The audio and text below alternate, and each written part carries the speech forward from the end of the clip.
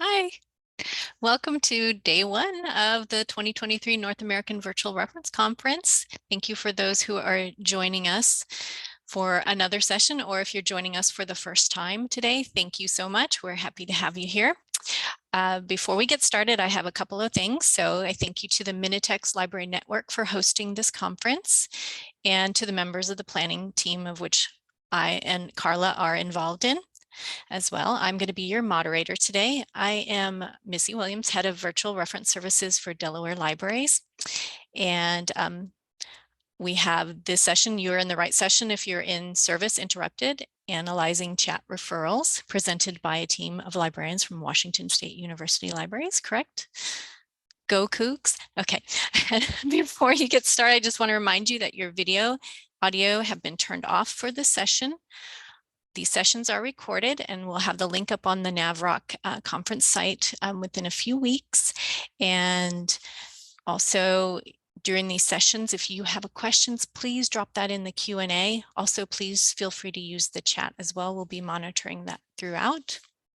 And I'll place some links in for the NavRock conference site as well, so you can kind of get over there, and all the other sessions are in Sched, and you'll see that on the website as well.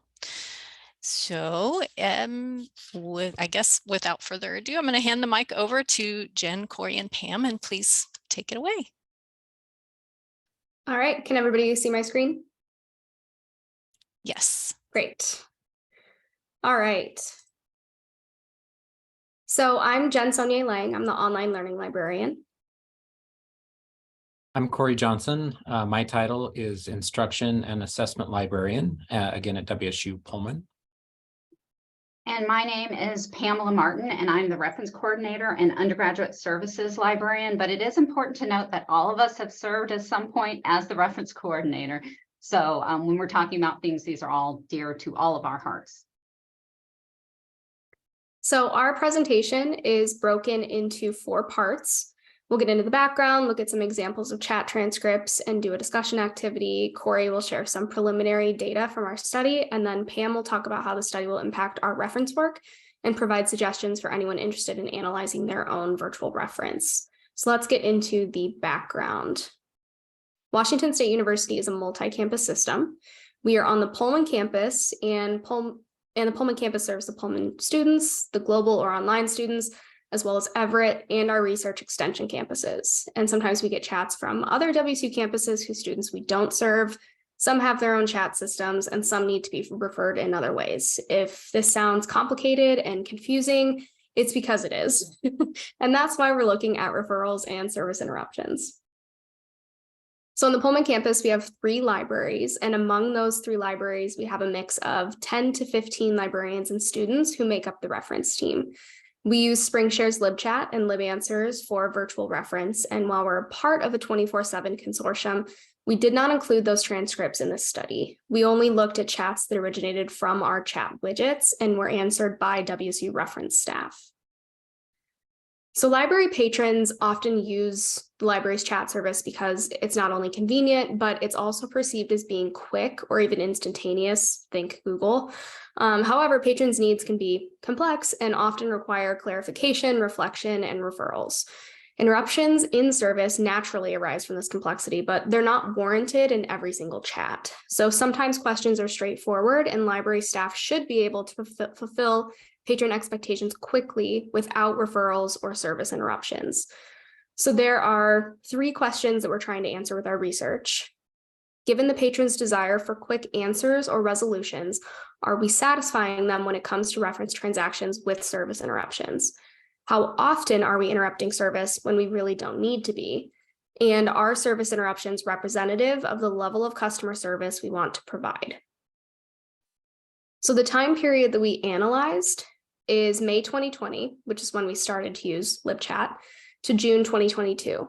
As a team, we read through about 4,000 transactions and identified about 900 as having a service interruption of some kind. For our whole study, we plan on analyzing 300 of those, but for this presentation, we have analyzed 30. We started this project by looking over the literature to see what kind of research has been done about chat analysis, and there's plenty, but nothing specifically focused on referrals. If they do talk about referrals, they're seeing where the referral was sent and what the question that got referred was about. Nothing about the actual referral process itself. We spent a lot of time defining what a service interruption is and making sure that we were on the same page about what that looked like in a chat transcript. Pam planned a reference retreat where reference librarians examine transcripts to start discussions about service expectations. And these conversations hadn't happened for a while, so this really helped us all get on the same page. To make an analysis tool, we looked through professional guidelines to try and find best practices that would help us make the analysis tool for the study, but we really couldn't find a lot specifically about referrals. There was a minor mention in RUSA guidelines about the need for referrals and a small line in IFLA guidelines about information to give patrons when referring, like who to ask, how to contact, what to ask for. So we used the reference retreat along with our literature review and discussions that we had while reading over 1,000 transactions each to create the analysis tool. And then we spent the last couple months anonymizing transcripts and norming and editing the analysis tool. So let's get into some examples of what these chats look like. And we have 2 chat transcripts that we're going to show you and are going to ask about positive and negative things that you're seeing regarding the referral. So Pam, could you put that first link in the chat to the first transcript? And I'll give everybody about 30 seconds to read through it. I'll also pull it up on my screen.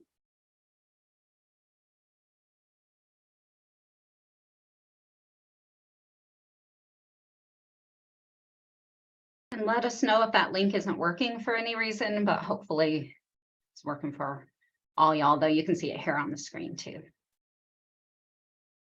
Appears to be working, so thank you. Great.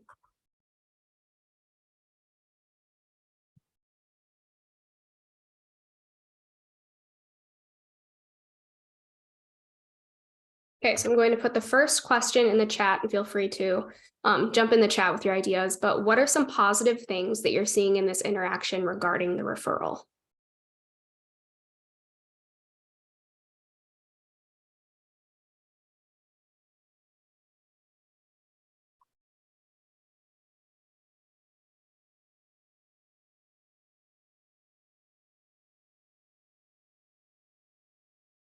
Time frame, how long to wait for an answer. Acknowledging the work the patron has done. Yeah, that's really great. The staff member provided them with some information, which is always helpful. Yeah, definitely some empathy in this one. Link for while you wait. Yeah, it's always good to like send stuff before you send a patron on. That's always helpful. Clarification on who would be responding. Identifying who could help. The LibGuide. Yes, providing a starting point is always great. Expectations. Yes. Yeah, these are all really great examples. I'm going to put the second question in here. What negative things are you seeing in this interaction regarding the referral?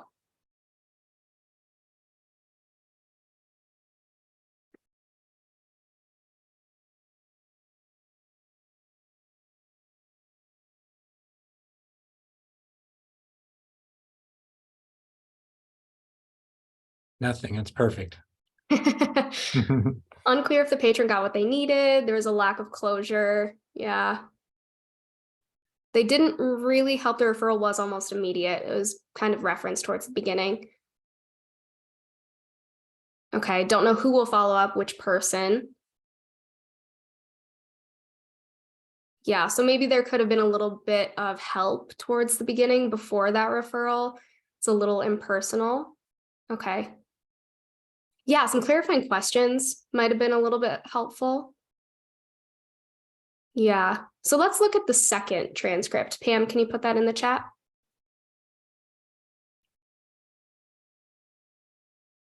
And I'll give about 30 seconds to read through again. And I'm also going to mention that Summit is referenced in this. And that's just the name of our Alliance of Pacific Northwest Libraries. So it's a type of request. Can you change your screen, Jen, so you're showing? Yeah. Yes. People too. Yeah. Okay, that one wouldn't denied. open. Let me try again.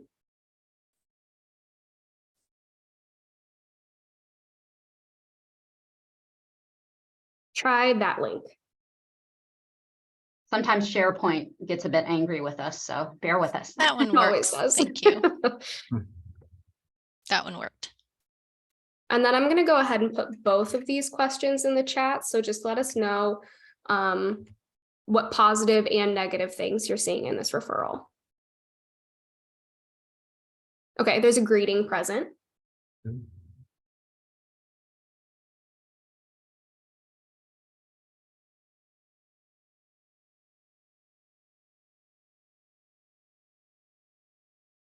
Yeah, mention either good or bad things. So they're kind of assuming that the person knows what Summit and Iliad are. Good We observation. see that a lot using jargon and stuff. Yeah.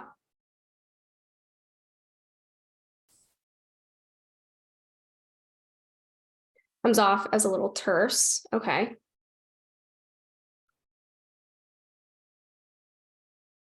We had a request to post the link again, Jen, if you can. I'm not sure my link will work. Yeah. Unfortunately, one of the issues is the people answering the chat do not have access to patron records. So that's one of the reasons why this is a bit clunky. It's a very good question. Yeah. Yeah, so maybe if the person had been able to contact somebody insert, they wouldn't need to go through the lengthy interaction to get redirected. That's a very good point and something that a reason why we're looking at these referrals. Yeah.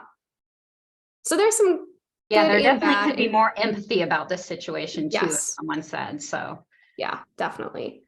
So we had some really good Hmm. things pointed out, and actually we are going to get into some of these. So now that we're in the mindset of analyzing referrals, I'm going to talk about how we defined service interruptions. So for the purpose of this study, we classified service interruptions as referrals, deferrals, and misreferrals. And as you can see, there are multiple types of referrals. So all referrals must be sent to another person or department or form where a person might get back to them. So we didn't include referrals to information like a website where there would be no human getting back to them in some way. A seamless referral is one where the operator took care of contacting others on the patron's behalf. So that might look like, let me call over to Access Services and check for you. Contact info provided means that the operator sent an email or a phone number as a referral. An online form or website provided is where the patron was sent to a site or form where a person would get back to them.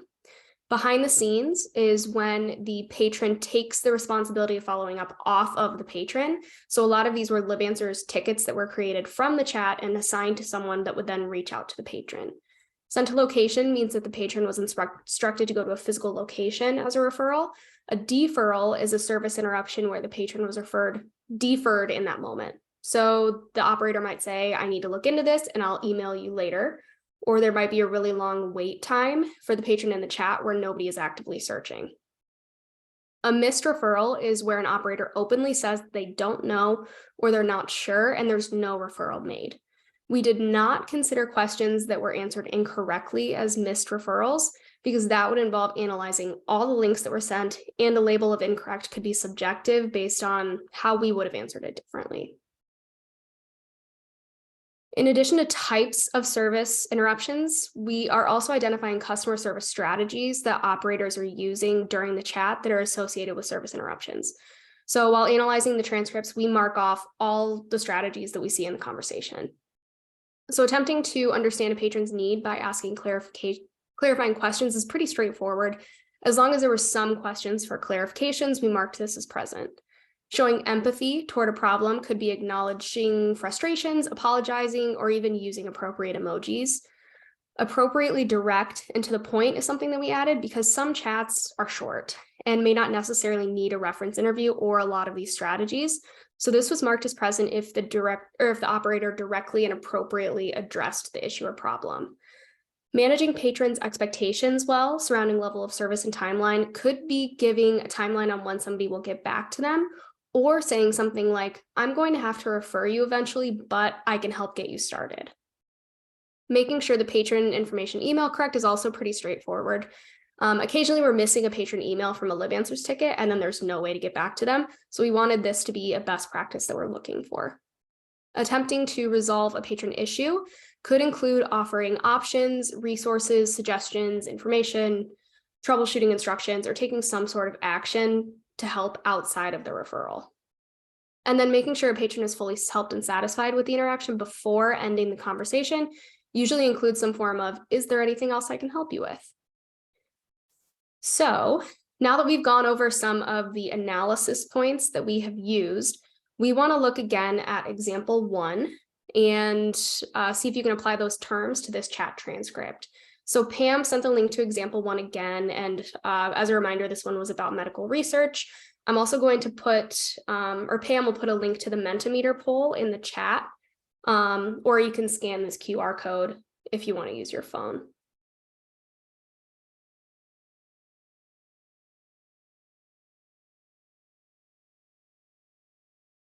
All right, so what type of service interruption would you classify example 1 as?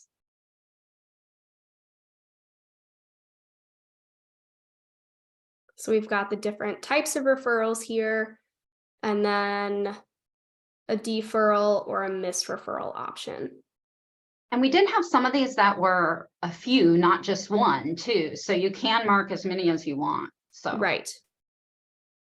Yeah, we often saw multiple types of referrals, and we're kind of trying to decide whether that is a best practice, whether there should be multiple types, like should you provide an email in addition to doing the behind the scenes work? So we're seeing contact info provided, a lot of that, and behind the scenes. Yeah, so I believe that we categorize this as behind the scenes, like a ticket created, but there is that contact info provided as well, because they do send the LibGuide. And then, yeah, I'd have to look at it again. I can't remember if there was an online form or they provided, I but think how we defined it, it might not, because we said the online, it's very confusing, but when you're going through the definitions, we said a person has to get back. So right. For the form. But let's move on to the next one. So what chat or referral strategies are you seeing in this transaction? And this is definitely one where there's a bunch of different ones that you could see.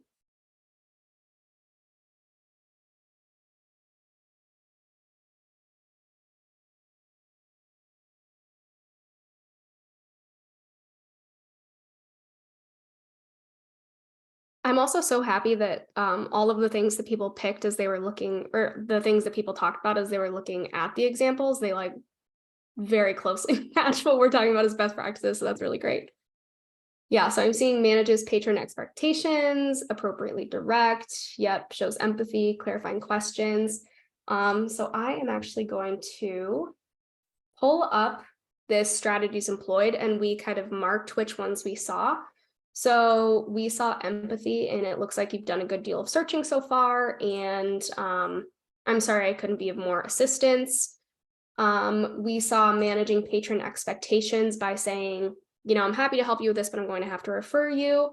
We saw some clarifying questions in here, and then an attempt to resolve within there as well. So yeah, there were some really good strategies employed here across the board.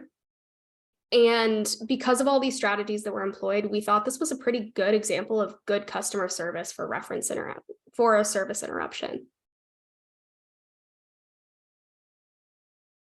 So real quickly, before we get into the preliminary data, other analysis points that we're looking at are, did the chat take place during our COVID closure? Was it disconnected, or did the patron abruptly leave? I don't know if other people have issues with that, but we're seeing that a lot in chats where patrons just leave or the chat was disconnected. What was the question about? Should it have been referred? And if it shouldn't, was it because the information should have been common knowledge? Or did the patron not ask, or the operator not ask enough questions before referring it? Who was it referred to, and was it that the correct person? And what was the patron's satisfaction level with the interaction? So now that we have discussed what we're studying, Corey is going to get into some of the preliminary data. Okay, thanks, Jen. So our preliminary data comes from 30 randomly selected cases within our study. And it's also worth noting that we did 3 norming rounds with our rubric tool which included 5 cases examined per round as well. The first item here is timeline, and we basically just broke the overall nearly 2 years or so timeline into 2 basic parts. During the COVID closure, and for us, this means a closure of the physical libraries, although other services were available. And then, of course, after the COVID closure. And you can see here that basically 2/3 of the questions come from the during closure and about 1/3 after.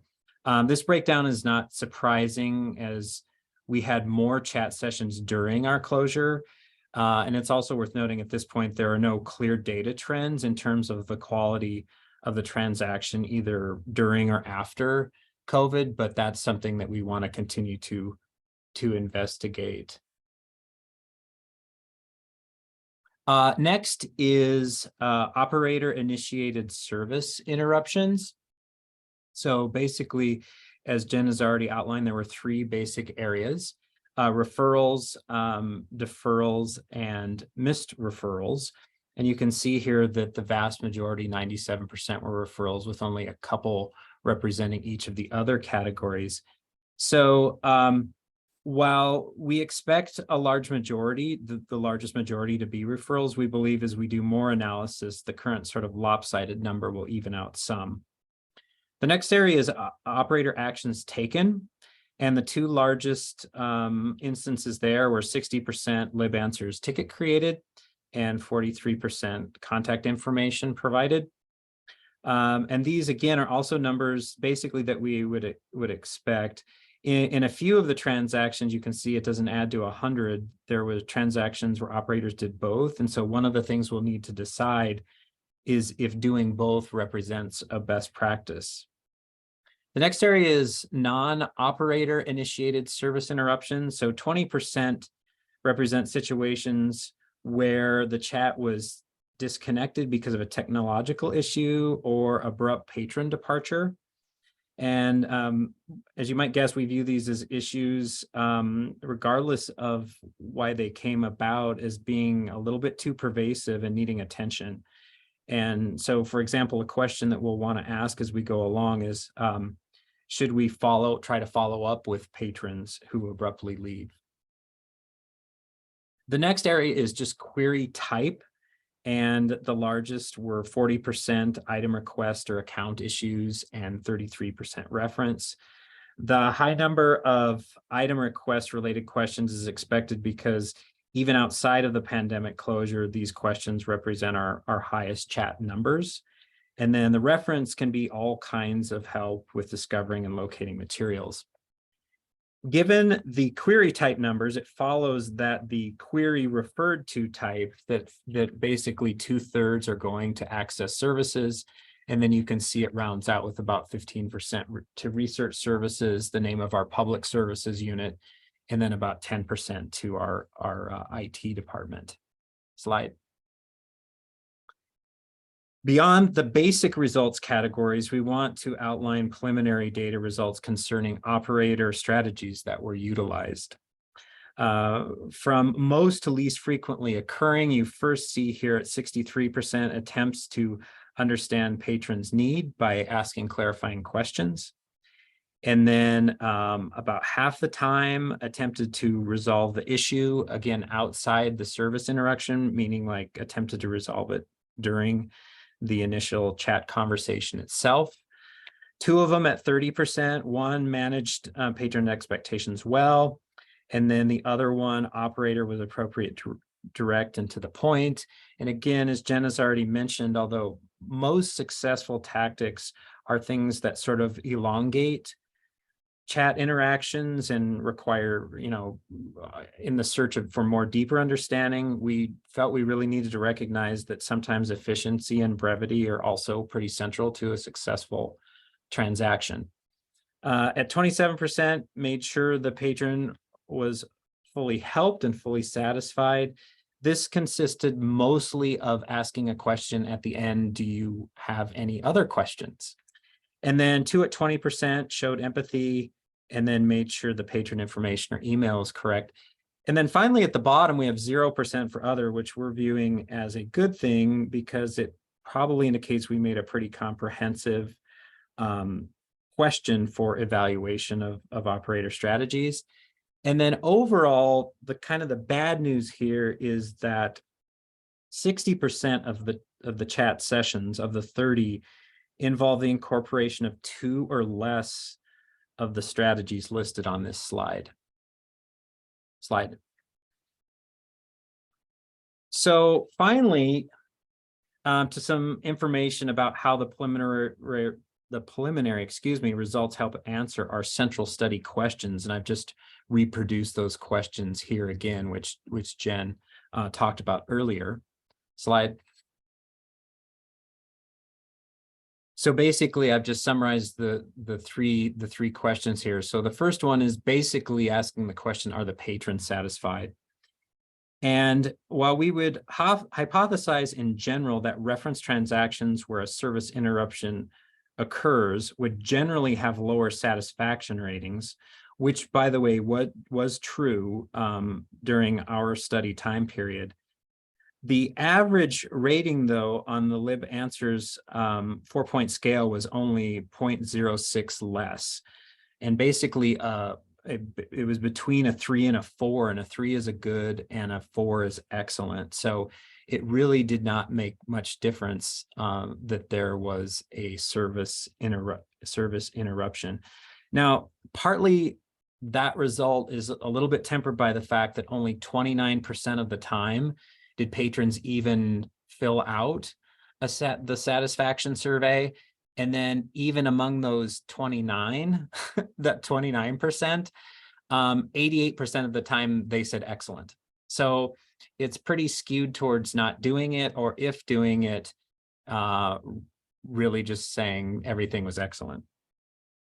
So on the bottom part, the bottom left there, within our study's evaluation form, we found the rater's opinion of patron satisfaction level as well. So it was 67% what we call level 2, sort of polite thanks level, 20% no emotion, or the chat ended before we could really gauge anything about the patron's emotion, 10% level 3, sort of extreme gratitude or happiness, and 3% active dissatisfaction. And then moving on to the second question, which basically is, was the service interruption necessary? Well, there we found 90% of the time that we agreed that was true, that it should have been referred. So then basically 0% of the time that we were wrong on that in the initial transaction. But 10% were not sure. And the reason for not sures is because the librarian left or a patron left the chat too quickly, didn't answer clarifying questions. We just didn't have enough information to accurately answer that question. And then the last part was, are we satisfied? In other words, it basically is our judgment of the customer service level, not the customer's self-reported level. And so what we found there is about 47% satisfactory, 37% poor. And again, the issues there with the poor, we're thinking that's too high. So the librarian went away too fast, didn't ask clarifying questions, or maybe just didn't even understand our policies or procedures, which would have made the transaction go much more smoothly. And then we had 17% excellent. And by the way, the example 1 that we focused on the most during this workshop was one that was in the excellent category and was largely put there because of the vast number of strategies that were employed there. So overall, what we would say is we have a lot of basically satisfied and polite patrons, but our transactions could be improved by more consistently and fully incorporating the strategies for successful reference interactions. Slide. Okay, y'all. So first of all, I want to say I love the stuff going on in chat. It sounds like everybody has had the same disconnection problems within their chat service, whatever that might be. Maybe Library Help does better, but we use SpringShare to make that clear. So now we're going to move on and talk about impact and suggestions. So what kind of impact? Why did we really do this? Why did 3 people who have been reference coordinator, why were we interested in this, right? So what are we going to do with this stuff? Other than maybe we can solve some disconnection issues, which would be great. But what are we going to do with it? What impact is it really going to do? How is it going to make our chat service here at WSU better, right? So that's why we do what we do. So, but before I can really talk about that, I need to talk about our next steps. So, it's trying to jump around on me. So what we need to do first is probably finish, you know, the research team that you see here. We have about 90 more transcripts each to look at, and we've looked at them all before, but we need to put them through our rubric, like code them with some of these strategies, customer service level, that sort of thing. But we can also, like Corey hinted at, we've done a little bit of this already, start to run the LibAnswer statistics on the patron ratings, on time to first response for referral tickets. Are there other things that we can see in there with our statistics that are built automatically into SpringShare and LibAnswers that could really round out this information, this data that we 3 are creating? What data does LibAnswers have that would actually help us round it out too? And one of those is the COVID closure, which we talked about too, like, you know, are we going to go into LibAnswers and parse things by date and see if the what kind of context is going on in there, and what different things we need to really look at? And do we need to compare COVID to non-COVID closure time periods? Because it has been, you know, a stressful time. Are patrons more upset? That sort of thing, and take that into consideration. But then we'll just crunch the numbers. We'll kind of take a step back. I say let the data speak to us, which can sound really touchy-feely, but honestly, I think we need to do that, because then we're going to ask our colleagues and have them code the data in a similar way, probably an abbreviated rubric for them. But we really kind of want to do this because it'll help us kind of calibrate our best practices. Are we all on the same page with those best practices in chat and what that looks like? And the referral techniques that we are using across the board, how can we improve them, or like I said, calibrate those best practices and make sure we're all doing this really the best way we can? Where are the discrepancies, and where can we improve things or have conversations where we don't always agree and stuff like that, and work through that? So we want to do that as kind of like part 2 of our research, and then again kind of crunch the numbers, ponder a little bit more, let the data speak to us, and then write up our full findings. And I say write up findings not just for publication, because we all, you know, tenure, we want to publish, we want to put stuff out there, but internally also for sharing data in the library, which can lead to like building some relationships and those sort of things. So both internally writing up some stuff and sharing it, and publishing it, hopefully. So after that, now we're really at the impact. So what can we do? And we've done some of this already. Jen talked about a reference retreat that we had in December, but use those chats to train and inform staff. It's funny because I got an email. Sometimes I get emails and it's like, this chat isn't really what it should be. And I'm like, have you tried looking at 1,000 of them? Because then you have a different perspective, right? Or like, I think I really failed that patron. I have some of my students who work on these, do this stuff too. And it's interesting to see that they think it's a failure. And I'm like, no, you did the exact right thing. You referred that person in the way that you needed to, though you couldn't help. You also didn't waste their time, and you referred them. So looking at those sorts of things, and what are the situations where we do really want to refer at first rather than like try to help? Are there situations like that, right? But also investigate the unknowns. Reading through this, I haven't been here super long, but I did come across some stuff that was like, oh, I don't know if they did this right. I'm not sure if they referred right. And you can see we marked 10% of the current ones that we've looked like are, I think that would be 3 chats that way. So, you know, investigating those and saying like, oh, is Pam just confused because she's new, or is this confusing Corey and Jen too? And we don't really know if it should have been referred or not. And maybe we need to have feet on the ground and figure this out right now rather than wait. But we can also create canned messages. If you remember, I think Corey said it was 20% of our our chats employed empathy. And I always think it's an easy thing to be empathetic, like it's hard for people to ask for help. But it's not always that easy, right? Especially in chat to offer empathy. So can we create some canned messages that help people display that empathy or something, or help them refer more smoothly, or help them manage those expectations that we've talked about? And I think somebody talked about in the chat too with that first referral. So for the long term, though, we want to share these findings. We want to create buy-in among the reference team, right? So we're going to have them in part 2 of our research, like using our rubric, calibrate those service expectations, those best practices.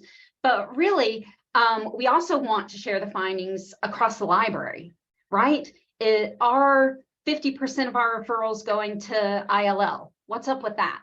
Should we be able to help out a little better there, or troubleshoot things a little more before we send it to ILL? Or, oh my goodness, Bill has 90% of our referrals. Poor Bill. Is Bill okay? How can we help Bill, right? Like, so if we find things like that, it could help build those relationships across the library and be like, Bill, I didn't realize you were getting 90% of this stuff. Help us help you, right? So those sorts of things. And then maybe something like a referrals audit, like, what should be common knowledge, right? And what needs referring. So there are some things that you should know. If somebody asks you how long I can check out a book, you shouldn't be like, go talk to Sir. Cirque's got it, right? Like you should be able to answer that question, right? Doing an audit of like questions we get asked and knowing where to send different stuff and when not to send it actually, and when you should just know things. And so kind of drawing in all the other departments so we can do this really well. But those are kind of long-term things that might not come right at first. So suggestions. So if y'all are wanting to do any kind of research like this, first we would say, give yourself time, right? It takes a lot more time than you think. Like definitions and norming, like we were not on the same page with some stuff. And we had to talk through a lot of stuff. So it does help to like your team because you're going to be talking with them a lot, but give yourself time, and really break down those definitions and take the norming seriously. But also, this sounds funny. I'm saying treat transcripts with humanity and author's co-workers' grace. What do I mean by that? Well, we all talked about this. You have to remember that you catch your colleagues on their best day and on their worst day in chat, right? So even though we anonymize stuff, you might be able to tell who it is and offering them a little grace and be like, yeah, I've had that happen, or I haven't understood a question just like that, So really recognizing, again, that you catch them on their worst day and their best day. Not everyone can be perfect in every chat, right? And the point here is to do better chat service overall, not focus in on one person or one chat that you saw that you thought was terrible. Like you don't want to get emotionally invested like that. So remember to kind of keep some distance, but also treat it this stuff with humanity and offer your coworkers grace. But be open to the data. I can't tell you how many times I want the data to show X, and it does not show X, it shows Y. But the point of the data is to get you to do better stuff, right? It's not to make your arguments for you or say, hey, we need 5 more reference librarians. We need 5 more lines. Look at this data, right? But what is the data telling you? What can you do better? What can you do worse? So be open to that data, but consider the context. Like COVID is a big one for us, honestly. And so what's going on in the background, or how busy, because we were much busier at first at the beginning of COVID. So is that coloring those transactions at that time? We also suggest that you work with a team. It is a lot of work. So, and it helps you kind of stay grounded and not let your personal agendas take over the data, right? So it can help that way too. We've used student employees. They're great to use because they can really help you do things like anonymize the chat transcripts. And you do have to talk to them about privacy and all those things too. But I've worked with students a lot in the past too on research projects, and a lot of times they really want the experience, especially if those student employees are going on to graduate school. They can put it on their CV, they can talk about it in an essay. So it's great to use your student employees if it is possible. And finally, set aside chat examples for training. I can't emphasize this that enough. I like have a folder of stuff that I've worked through, and I think Corey does too, where we set aside chats and we're like, what's going on here? Maybe we need to talk about this at a certain point. So it can be really helpful to have those real world examples and that data to back you up to make data driven decisions, you know, when you're not letting that agenda, your personal agenda get to you. How can you, you know, use the examples though to make your point to people you are training, to your students that you're orienting, those sorts of things. So it can be really helpful. So I think that's about it for most of our stuff, but we would really love to hear any questions. I think there's a few in Q&A, and I might have missed a few in chat, but I'm not sure. I haven't seen any in chat, but there are the comment in the two in chat. One was already answered. Thank you, Jen. So I think this is just more a comment. I sometimes find in reviewing transcripts informally, I get ideas for new approaches and ways to be friendly and helpful in chat. This isn't about data, but more if you all have found yourself approaching your interactions in chat differently at all after reviewing so many transcripts. Maybe there is a question there. If you all have found yourself, yeah. I don't know if Corey and Jen feel the same, but I definitely have seen things that other people do so well and tried to emulate that. Like I have some strengths in online chat, but I definitely have some weaknesses. And sometimes I can still make some assumptions and don't do the clarifying questions as well, especially being in a new position at a new university. So I've had to slow down a little bit and like, and more do some better digging, I would say, as my colleagues do in some cases. But Jen and Corey, do y'all have takes on that or things that you've changed since looking at stuff? Yeah, definitely. I mean, just seeing how other people approach chats or like say certain things, it's definitely changed how I talk to patrons in chat. And looking at this mini chats too, I would say is really different, because I think a lot of people who don't look at this mini chats never see the big picture. They just see a smaller picture. Does that make sense? And so there can be really great strategies that you've never seen because you're not looking at the whole big picture, is what I'm going to say to you. Right.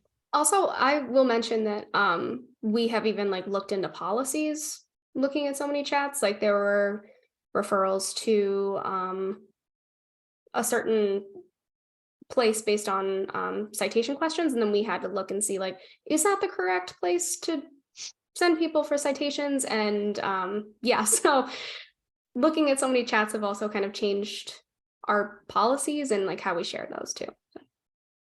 Perfect. I think what I found for me is that I did too many. I was overly concerned compared to my colleagues with the getting to the answer. Everyone wants to get in and out of this as quickly as they possibly can, and really trying to go too far to that extreme, maybe making some assumptions about what they want and just saying, here's some stuff, and not really taking an opportunity to delve into things deeper. So that's one of the things I've seen. And I didn't necessarily suspect that about myself until I actually started reading a bunch of other people's transactions. Then I realized, oh, yeah, I probably could come more to the middle on that kind of thing. Right, thank you. And yeah, thank you. I see Pam had answered the one about the dedicated chat reference service away from the reference desk, or do you serve the reference desk? And they have separate. So chat is separate than the desk shift, and they did both. But at WSU, they have more volume on chat. Okay, another question that has come in is, do you have subject specialist libraries in chat, or is that all staff do a little bit of everything? In ours, Amanda says we don't have specific subjects, so she's curious about yours.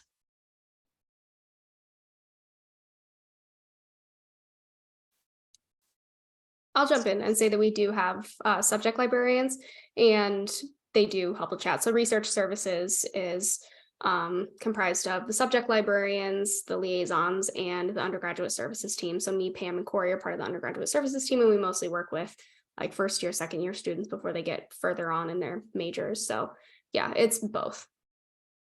And by the way, I think that's a really good question, because in a place that had dedicated chat lines for different subject areas or whatever, obviously the whole prospect of what it is we're doing would have probably looked quite a bit different had that been the case. Great. Another question. What suggestions, if any, to encourage students to stay on instead of leaving abruptly? Naturally, there are emergencies, but not always. Well, I would say getting the email is super important so we can follow up. First of all, a lot of times I'll just make them aware of what I'm doing so they don't think I've left. Right.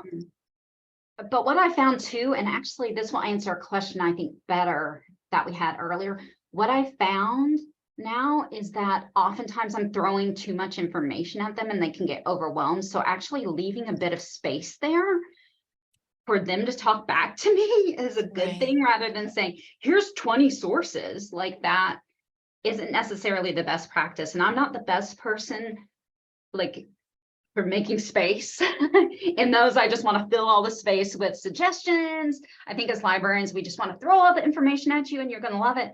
But like sometimes actually leaving space helps more. So I'm going to weirdly say that, but also I think just getting the email at the beginning and trying to manage those expectations by saying, I'll be right back, but you got to give me a second. This might be a bit tricky or something like that. So I think just being honest helps too, and leaving space and not throwing way too much at them. Perfect. Yeah, I agree with that. All right. Another question. We often have to rely on backup librarians in our network, and it's frustrating to not have the ability to set standards such as checking our FAQs, how best to manage referrals, the things we've looked at today. I'd love to see this done at a group level for those who serve as backup librarians on chat services. So I'm not sure if there's a question in there, but I guess maybe how do you all handle that then? If do you want to talk about 24/7, Jen, a little bit? Because we do have 7, but like we don't set their expectations. Yeah. So we have like library policies, a little tab for our 24/7 consortium, and we do have our FAQs searchable through that and everything. But yeah, that's a really great point about having some sort of expectations for referrals in that. And while we didn't look at it for this study, I do think that it's something that's going to impact the 24/7 policies. And I think that we'll probably end up writing something to go on that policies page so that the consortium librarians or the backup librarians can kind of see like where stuff should be referred and what kind of stuff they can check before doing a referral and that sort of thing. Okay, great. All right, we have about another minute or so. And are there any other questions? I'm going to place in chat about the upcoming sessions. And also we would love your feedback for these sessions. So there is a link to our feedback survey as well, because we all love feedback, right? And we like to analyze them. It's very helpful. Y'all, do you have questions later? You can also reach out to us.